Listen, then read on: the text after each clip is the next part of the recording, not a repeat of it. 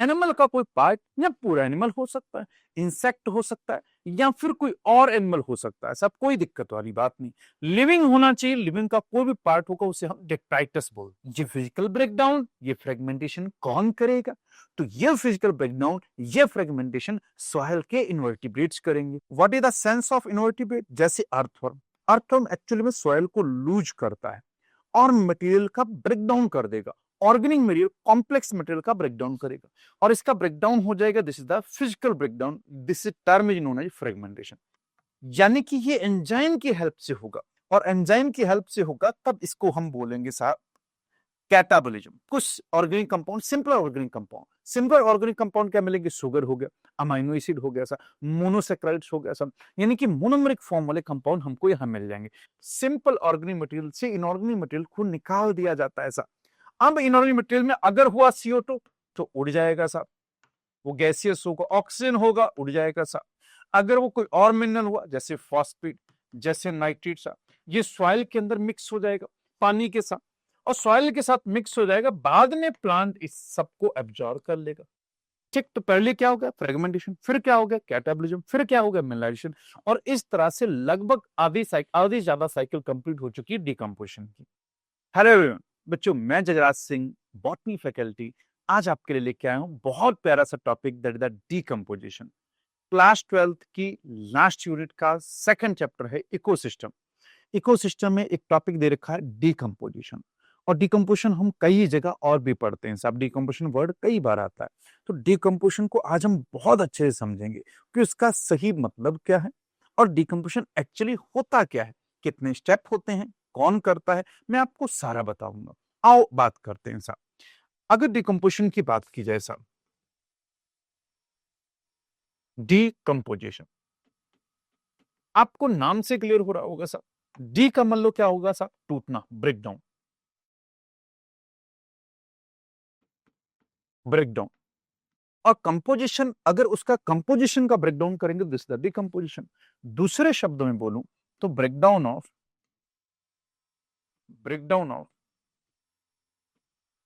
Complex complex organic compounds या complex organic material into inorganic material.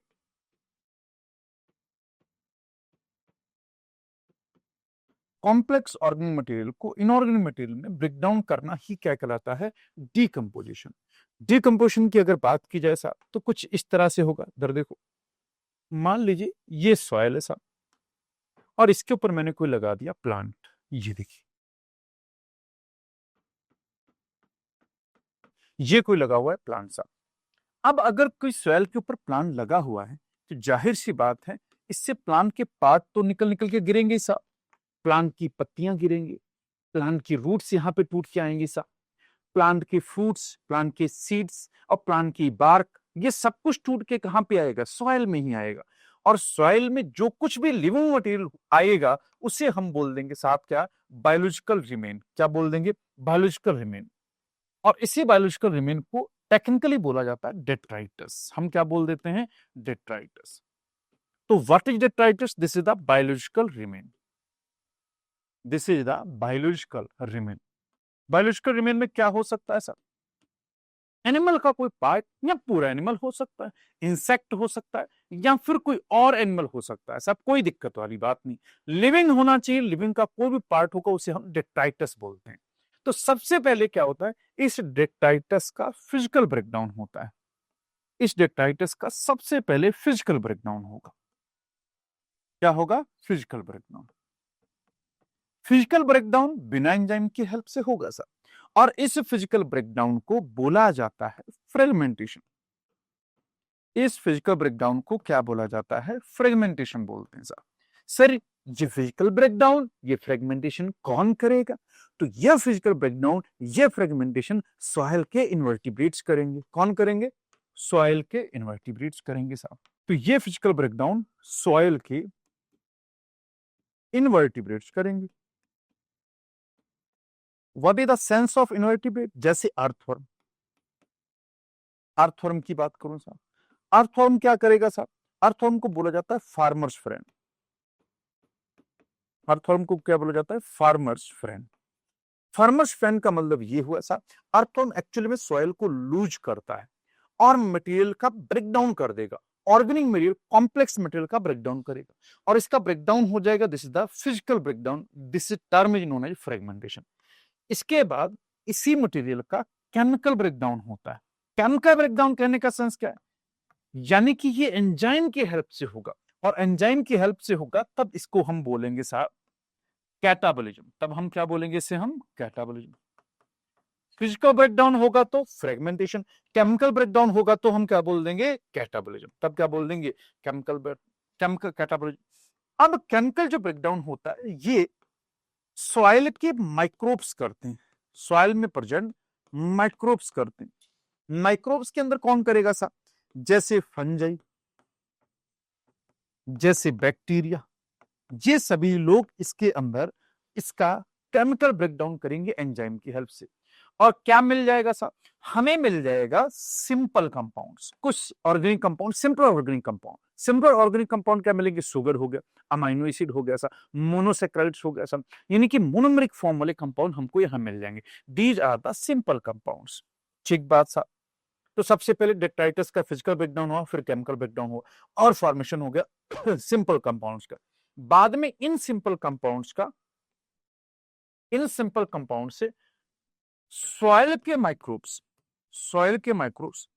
इसको और ज्यादा तोड़ते हैं साहब, और ज्यादा तोड़ के इसमें से इनऑर्गेनिक कंटेंट को बाहर निकाल देते हैं। कौन सा कंटेंट? इनऑर्गेनिक कंटेंट साहब। जितने भी इनऑर्गेनिक न्यूट्रिएंट्स होंगे वो इसमें से निकाल दिए जाते हैं। सिंपल ऑर्गेनिक मटेरियल से इनऑर्गेनिक मटेरियल को निकाल दिया जाता है साहब। अब इनऑर्गेनिक मटेरियल में अगर हुआ CO2 तो उड़ जाएगा साहब, वो गैसियस होगा। ऑक्सीजन होगा, उड़ जाएगा साहब। अगर वो कोई और मिनरल हुआ जैसे फॉस्फेट, जैसे नाइट्रेट साहब, ये सॉइल के अंदर मिक्स हो जाएगा पानी के साथ, और सॉइल के साथ मिक्स हो जाएगा। बाद में प्लांट इस सबको एब्जॉर्ब कर लेगा। इन सबको बाद में कौन एब्जॉर्ब कर लेगा? प्लांट। इस तरह से सिंपल ऑर्गेनिक कंपाउंड से मिनरल्स का निकालना कहलाता है मिनरलाइजेशन। इस घटना को बोला जाता है मिनरलाइजेशन। तो दिस इज द मिनरलाइजेशन साहब। ठीक, तो पहले क्या हो गया? फ्रेगमेंटेशन, फिर क्या हो गया? कैटाबोलिज्म, फिर क्या हो गया? मिनरलाइजेशन। और इस तरह से लगभग आधी ज्यादा साइकिल कंप्लीट हो चुकी है डिकम्पोजिशन की। अब एक बात और सुनना, कभी कभी कुछ कंपाउंड बहुत टफ होते हैं, बहुत हार्ड होती, उनके पास कुछ कॉम्प्लेक्स कंपाउंड्स होते हैं। कॉम्प्लेक्स क्या होंगे? लिग्निन होगा, काइटिन होगा, सुब्रिन होगा। तब उनका ब्रेकडाउन आसान नहीं होता, उनका ब्रेकडाउन बहुत स्लो रेट से होता है, और वो एक एमॉर्फस, एक डार्क कलर का सब्सटेंस का फॉर्मेशन कर देते हैं, जिसे हम ह्यूमस बोलते हैं। तो ह्यूमस कब बनेगा? जब टफ कंपाउंड्स होंगे साहब, जब उसके पास कॉम्प्लेक्स कंपाउंड होंगे, जैसे लिग्निन, सुब्रिन, काइटिन। और उसके बाद में एक ना एक दिन इस ह्यूमस से भी मिनरल्स निकाल लिए जाते हैं साहब, इस ह्यूमस से भी मिनरल्स निकाल लिए जाते हैं। अगर ये दोबारा मिनरल्स निकल गए तो this is the again mineralization. This is again mineralization. तो मिनरलाइजेशन दो हो गए, एक ये जो नॉर्मल कंपाउंड का और एक टफ कंपाउंड का, इसीलिए इसे हम प्राइमरी मिनरलाइजेशन बोल देते हैं और इसे हम सेकेंडरी मिनरलाइजेशन बोल देते हैं। ये बात का आपको खास ध्यान रखना है साहब। ठीक, this is the secondary mineralisation.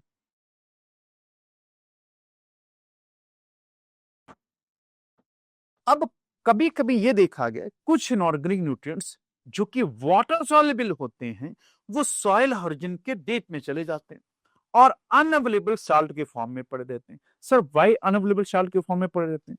बच्चे, रूट्स इतनी लंबी नहीं होती कि वो डीप सॉइल हॉरिजन में पेनिट्रेट कर सके, और इसी वजह से वो वापस प्लांट से एब्जॉर्ब नहीं हो पाते और वो इस साइकिल से बाहर चले जाते हैं। ऐसे न्यूट्रिएंट जो इस साइकिल से बाहर चले जाते हैं साहब, ये देखो, ये चले गए साहब कहां? कौन से न्यूट्रिएंट है? Water soluble, water soluble inorganic nutrients. ये चले जाते हैं कहां पे? डीप सॉइल हॉरिजन में, और वहां पड़े रहते हैं एज एन अनअवेलेबल साल्ट, और वहां एज अनअवेलेबल साल्ट की फॉर्म में पड़े रहते हैं। तो बच्चे इसे क्या बोलते हैं? लीचिंग। अब ध्यान से एक बात और सुनना, तो ये कहां चले गए? फिर से वापस मैं वही बात बता रहा हूं कि water soluble inorganic nutrient deep soil horizon में चले जाते हैं, वहां अनअवेलेबल सॉल्ट के फॉर्म में पड़े रहते हैं, और इसे हम क्या बोलते हैं? Leaching. This earn is known as leaching. ये बात ध्यान रखिएगा साहब। तो कुल मिला के हमारे पास घटनाएं क्या क्या हो गई? फ्रेगमेंटेशन हो गया, कैटाबोलिज्म हो गया, मिनरलाइजेशन हो गया, और ह्यूमस का बनना ह्यूमिफिकेशन हो गया। ह्यूमस का बनना क्या हो गया?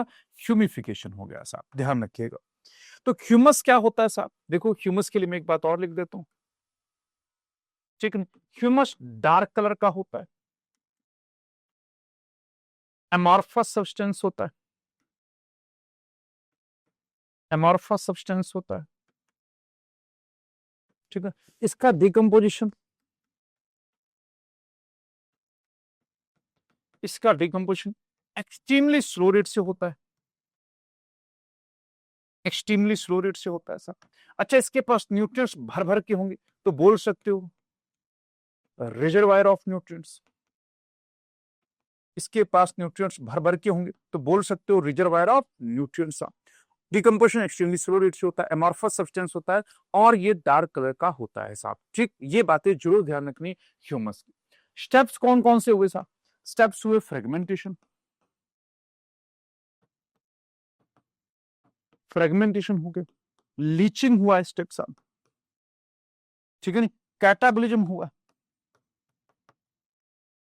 ह्यूमिफिकेशन हुआ,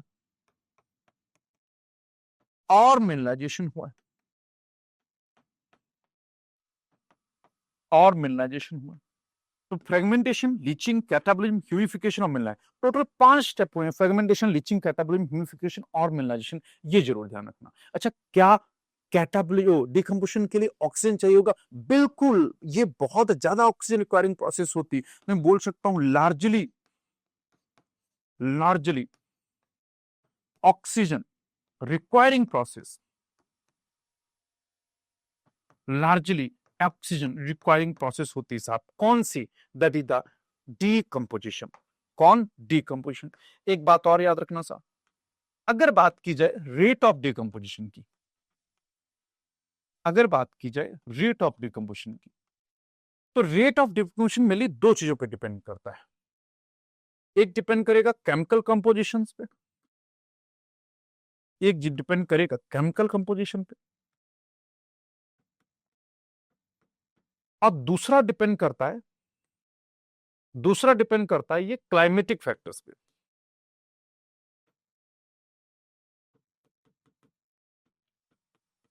दूसरा डिपेंड करेगा क्लाइमेटिक फैक्टर्स पे। तो 2 चीजों पे डिपेंड करता है rate of decomposition, chemical composition और क्लाइमेटिक फैक्टर पे। अगर केमिकल कंपोजिशन की बात की जैसा, ठीक, तो अगर उसके पास ऐसे कंपाउंड जो सिंपलर है, सिंपल शुगर हो गया, नाइट्रस बेस कंपाउंड हो गए, वाटर सॉल्युबल कंपाउंड हो गए, तो रेट जाहिर सी बात है बढ़ जाएगा।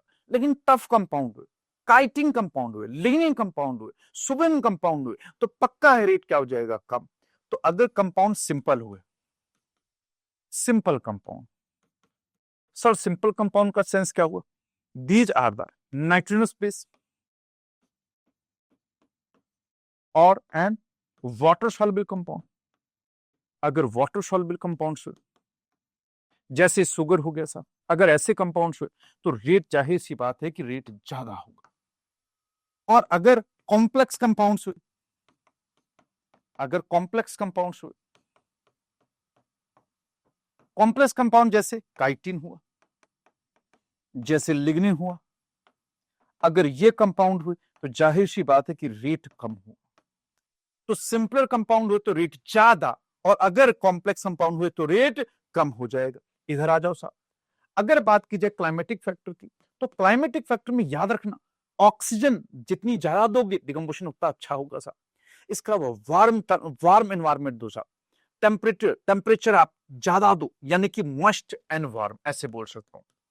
आप मॉइस्चर दे दो एंड वार्म कंडीशन दे दो, आप यकीन मानिए रेट अच्छा खासा बढ़ जाएगा। आपने देखा होगा बरसात के मौसम में जब मॉइस्ट एनवायरमेंट होता है, ह्यूमिड एनवायरमेंट होता है, डिकम्पोजिशन होने लगता है, फल सब्जियां बहुत कुछ हमारा सड़ने लगता है, ये ज्यादा होता है बारिश के टाइम साहब, तो उस टाइम रेट क्या होता है? ज्यादा। नंबर 2 साहब, अगर आप कोल्ड क्लाइमेट दोगे साहब, एन एनारोबिक कंडीशन दोगे, एनारोबिक का मतलब आप ऑक्सीजन की अवेलेबिलिटी को कम कर दोगे तो जाहिर सी बात है रेट क्या हो जाएगा, कम हो जाएगा। ये डिकम्पोजिशन की कुछ खास बातें याद रखनी थी। एक तो step fragmentation, leaching, catabolism, humification, mineralization. कौन से फैक्टर जो इसे इफेक्ट करते हैं, तो क्लाइमेटिक फैक्टर्स हैं, इसके अलावा केमिकल कंपोजिशन। क्लाइमेटिक फैक्टर में याद रखिएगा मॉइस्चर वार्म एनवायरनमेंट रेट को बढ़ाएगा, कोल्ड एनारोबिक कंडीशन रेट को कम करेगी, इतना ध्यान रखिएगा सर। चलिए अब मैं आपको एनसीईआरटी से यही बातें दिखा देता हूँ कि एनसीईआरटी क्या लिख रही है। एनसीईआरटी करिए you have here the earthworm, कह रहा अर्थवर्म के बारे में सुना होगा सा, ठीक है नहीं, being referred to as farmer friend, जिसे फार्मर फ्रेंड बोलते हैं। क्यों बोलते हैं सा, क्योंकि they help in breakdown of complex organic matter as well as loosing the soil. एक तो कॉम्प्लेक्स कंपाउंड्स को तोड़ते हैं प्लस सॉइल को लूज कर देते हैं सा, इसीलिए इसे फार्मर्स फ्रेंड बोला जाता है। Similarly decomposers break down complex organic matter into inorganic substance like carbon dioxide, like water and nutrient, and the process is known as decomposition. तो complex organic matter का inorganic matter में convert होना ही decomposition कहलाता है। और inorganic matter में क्या बनाएंगे, CO2, water, nutrients।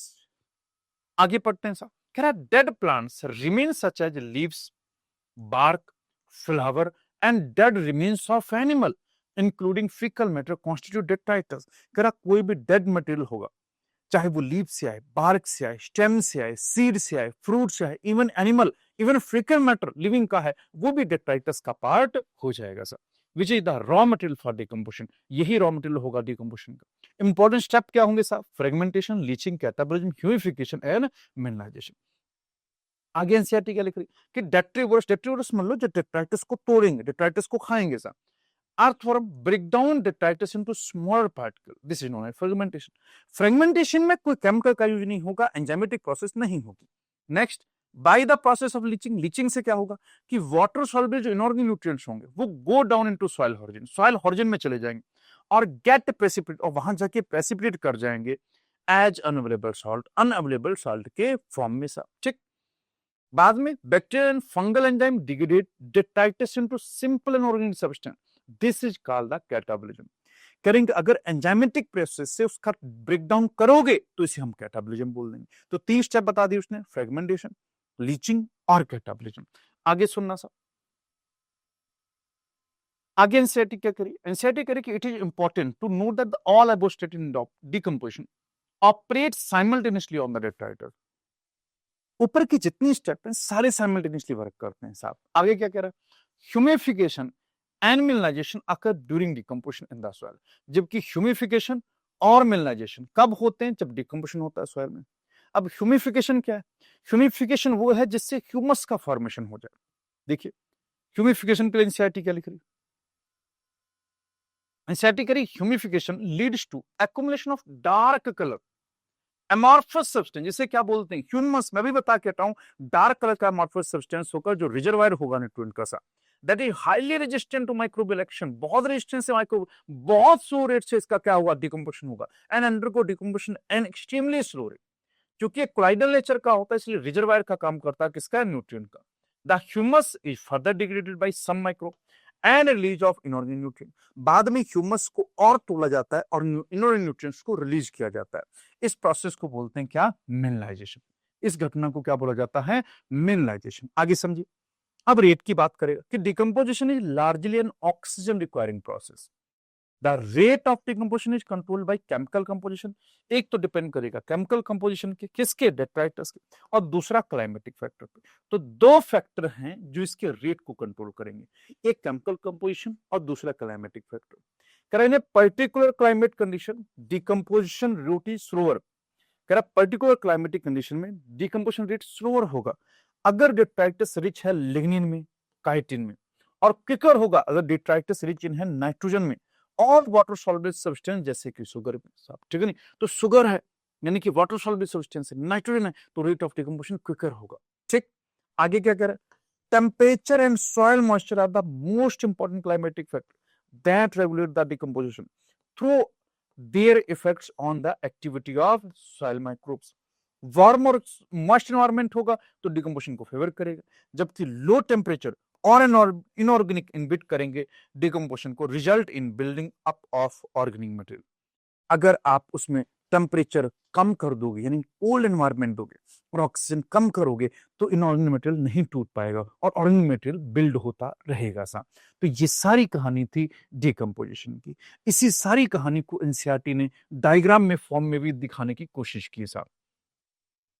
एनसीईआरटी कहता है साहब कि मान लीजिए कि ये प्लांट है साहब, इस प्लांट से देखो पत्ती गिरी, ये देखिए इस प्लांट से पत्ती गिरी, ये गिरने के बाद साहब इसको किसने खा लिया? अर्थवर्म में। यही लिखा some eaten by insect and other animal, nutrient और energy enter into food web. अब ये फूड वेब में इंटर करगी, कुछ इसमें से हीट का लॉस होगा, मेटाबॉलिज्म होगी, कुछ हीट प्रोड्यूस होगी तो उसका लॉस हो जाएगा और कुछ न्यूट्रिएंट सीधे सॉइल में चले जाएंगे साहब, ठीक।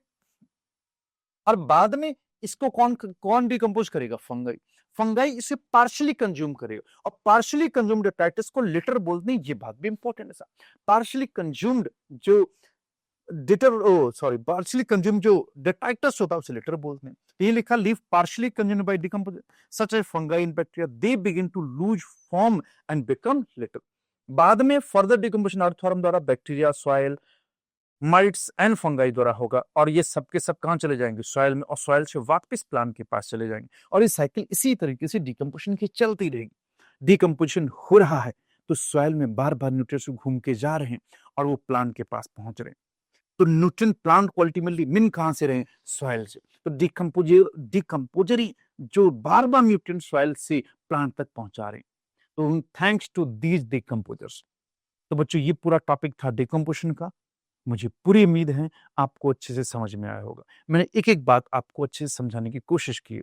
फिर भी कोई डाउट रह गया हो तो कमेंट करना मत भूलिएगा। Thank you. जय हिंद।